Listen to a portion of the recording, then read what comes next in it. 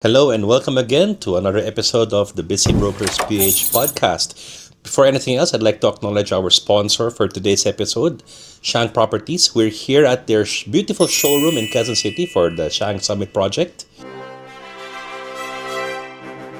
So today our topic is something something casual, something that we just wanna talk to you guys about, something that looking back through our career since we've been in the industry for a while. Yeah.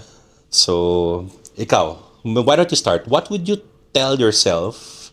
What would you tell your younger My self? younger self, yeah. Right, no? Aside from, so many things, anong gusto mo sabihin sa young Gerald Evangelista? Okay.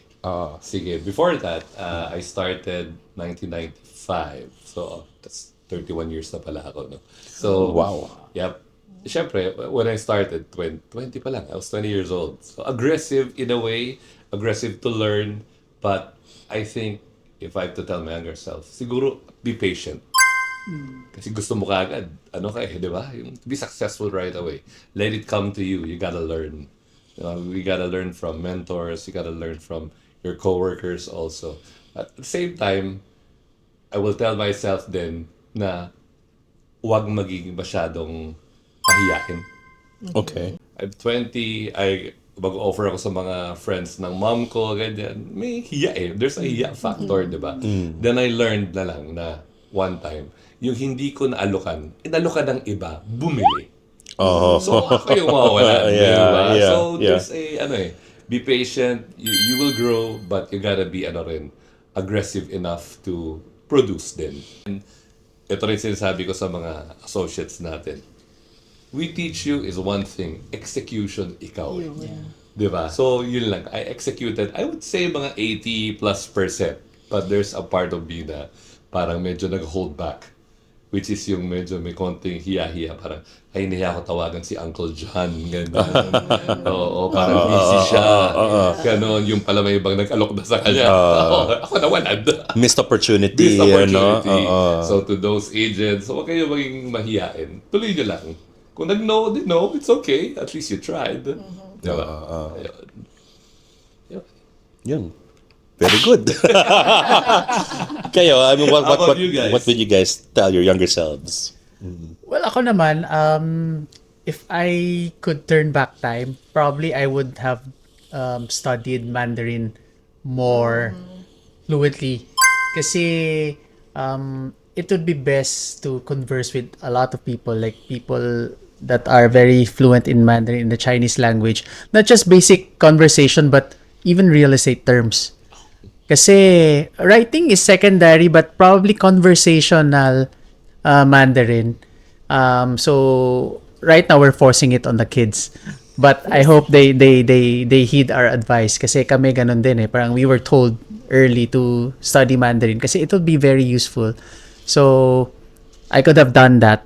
That's one. And then second would be to invest early. Kasi if I was a younger broker back then, whatever I earned, I should have invested. Then I could just imagine the potential yield it would give me now. True. So, yun. Our younger selves have different priorities. Yeah.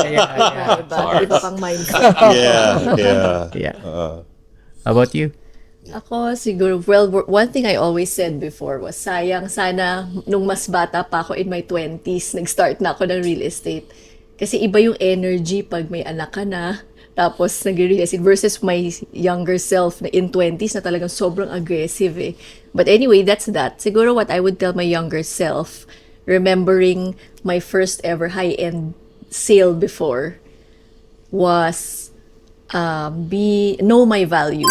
Kumbaga parang although medyo bago pa ako that time, kaya parang I felt like wala akong say.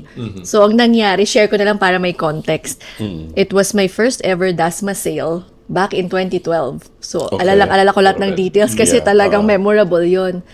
And then I was direct to the buyer, pero you wouldn't believe. Pumayag ako na mag-split ng 5 equal ways with 5 kaming brokers. Okay, okay, Because I okay. didn't have a mentor. I didn't know any see. better. Yeah. Masaya lang ako na magkakasale Nakabenta ka. ako ng Yeah, Dasma. yes. In my first year, 2011, I got my license. So this was 2012. So parang Okay. this is like, wow, excited Yeah. Bagito, ganon. Walang mentor, tapos bagito pa. So ang nangyari, yung broker's fee divided by 5. Equal. And equal. But siguro looking back na parang, I guess it was like tuition fee for me na lang at that time because iba yung landscape back then eh. If I Yes. had a mentor who guided me, who told me, or who supported me siguro na eto yung gagawin mo kaya huwag ka papayag na ganun. Smooth naman yung transaction. Smooth ba? May mga, kasi 5 kayo eh. Okay. Medyo may mga Yeah, personalities. yeah, Siguro 1 or yeah. 2 of them may personalities. As feeling ko, eventually looking back na parang medyo nabully ako dun ah. Pero, Yeah, yeah. so, yeah. kaya that's why parang talagang now it's really important to have a mentor. Kasi dati hindi uso yun eh, di ba? Walang ganun-ganon. Brokerages, hindi naman masyadong uso. Yeah. You're on your own talaga. So yun, parang know your worth, which now, after many years in the industry, so now it's my 15th, 16th year, I know my worth na rin. So, hindi na ako magpapabuli ng ganun, no? Correct, correct. Yeah. Yeah. And if to add lang, if any of our Team U agents would ever encounter that, she would be the first to barge in and say, hindi pwedeng ganyan, hindi pwedeng ganyan. Nako. Kasi when I started in 2000, actually latter part of 2005, early 2006, parang I was working with my dad's network. Ang hirap mag-introduce ang baguhan into an established network, right? So parang it was hard getting my bearings at first. What I think might be helpful back then, at least I'm not sure now if it's still applicable, but at least back then I could have worked for a developer first, get my bearings in the industry, experience, Yeah. like you, di ba? And then you can even establish your own network at that time. At 2006, maganda pa yung bentahan nun. 2008, hindi ko alam but 2006, 2007, it was actually pretty good. And that would have given me a much larger network to work with later on. Feeling ko ganun na. Feeling ko lang naman, no? Kasi parang, I think there's more potential if I had gone that route. But I'm so thankful na at least with my career, I've met people like you, mentors like sina Arthur, diba? My dad, sina Gary. I've met them through the years. Yung first rockle deal ko was with si Gary, diba? Ganon. Diba? Oh, yun. That's what I would tell myself. Diba? Kami naman, we started corporate. So actually, looking back, I did say na sana mas maaga ka ako nag-real estate. But actually, yung stint ko in corporate job for 5 years, that helped us with the discipline din. Like the marketing, mas may corporate, mas may structure, Yep. mas meron. Na-apply naman namin yung mga principles we learned in corporate into the work now. Into the practice Into now. the practice, Yeah. like making it more professional, structured, organized, gano'n.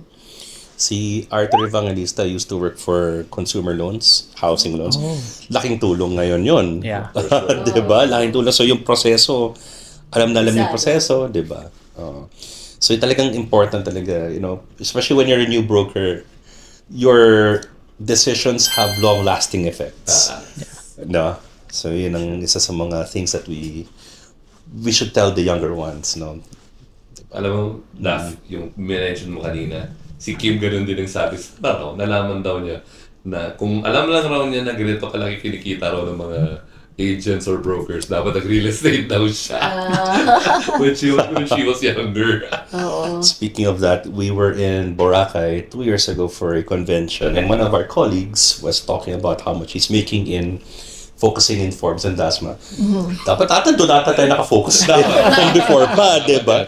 Forbes and Dasma, ganyan kalaki ang kinikita every year. Naging ka sa atin yun. Naging ka sa atin yun. Interesting din yun. Pero okay din siya mag-share ng gano'n. Diba? Kaya lang nag-umpisa sa Siopaw. Nag-umpisa sa Siopaw. Yun yung pinag-usap natin kanina Siopaw now, 100 million later. Okay! Basta guaranteed, di ba? I gladly take 2 boxes of Siopaw. Oo naman. Asado, bola-bola, doesn't matter. Kahit fried pa yan. Diba? Oo. Ikaw, do you have anything you want to share? Siguro, I wanna ask this question since nabanggit ni Daph kanina, knowing your worth, no? We get clients na minsan talagang iba yung tingin sa atin, no? They look at us as agent, ganyan. How do you guys handle mga rebates? Ooh. They ask for that. Good question. Na, Well, in the past siguro we would really like para may benta, we would give in. But I think I'd say the past 4 years that we really like separated which clients are we willing to work long term with. Like they see our worth, they see us as co-equals, they respect us, they know what we bring to the table, and then we would be more inclined to work with those clients. But then again, there are those clients naman na who wants to test you? Like, is it okay if I ask a share of your professional fee? But we told them no, because we're with a realty group professional. We're part of Remax, and we cannot do that.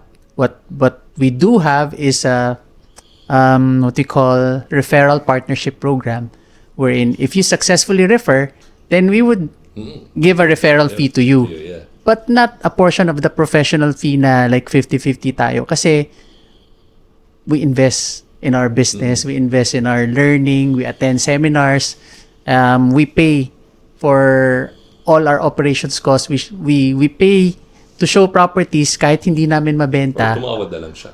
Oo, or tumawad na lang. Tumawad na lang siya sa, Yeah. di ba, offer. Yeah. So we've had clients that we said no to, because we want to also to protect our sanity. We want to protect our professional lives. Na we do a lot kasi we've had instances na sige, we agree, pero it turned out it was a difficult deal. Yes. It took a lot of our time. So parang sabi namin, dapat ba we should have worked with other clients or other properties na lang.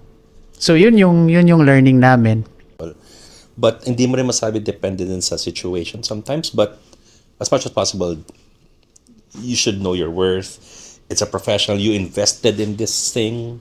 Yep. Actually, baka hindi alam nga ng clients, when there's a seller and a buyer, we're in the middle, we absorb yung mga negativity nila, churn it, process it so that yung lalabas sa kabila, medyo na-process na in such a way na maintindihan niya.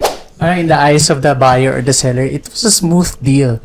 But if you really ask your broker if it was a smooth deal, then you'll get another response. Kasi it was your broker who really smoothened it out to the point na di mo na feel, but it doesn't mean that it was smooth sailing all along. Totoo. Hindi nila alam all the firefighting you did on behalf of them that they didn't even know. I like Yung that. iba, Correct. diba? Firefighting. Firefighting, they don't even know na nagka-issue na ganito kasi dito parang hinarang mo na, sinagot mo na yung other broker na hindi pwede to kasi alam mo naman ganito, ganyan. So hindi na. So nasolusyonan na to before nag-next step. Akala niya it was all going well, diba? Yun yung siguro mga behind the scenes na hindi naman natin makwento, hindi naman nila alam kasi we don't have to tell the other side naman na actually, ito ang nangyari.